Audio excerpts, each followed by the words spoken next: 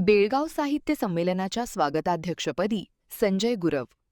7व्या अखिल भारतीय बेळगाव मराठी साहित्य संमेलनाच्या स्वागताध्यक्षपदी कुद्रेमनी येथील साहित्यप्रेमी व अखिल भारतीय मराठी साहित्य परिषदेचे सहसचिव संजय ईश्वर गुरव यांची निवड करून परिषदेने त्यांच्या निस्वार्थ कार्याचा यथोचित सन्मान केला आहे.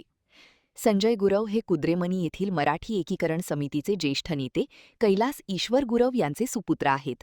सध्या ते मराठा बँकेत शाखा व्यवस्थापक म्हणून कार्यरत असून नोकरी सांभाळून साहित्य व सामाजिक कार्यात अग्रेसर असतात. कुद्रेमनी येथील बलभीम साहित्य संमेलनाचे ते संस्थापक सदस्य आहेत. स्वागताध्यक्ष म्हणून बोलताना संजय गुरव म्हणाले, सीमा भागातील हे साहित्य संमेलन म्हणजे आमची ऊर्जास्थाने आहेत, आमचा अभिमान आहे. येथील संस्कृती, परंपरा आणि मराठी अस्मितेचा आम्हा सीमावासियांना सार्थ अभिमान आहे. या मातीतील प्रत्येक शब्दाला, प्रत्येक कवितेला आम्ही जपतो.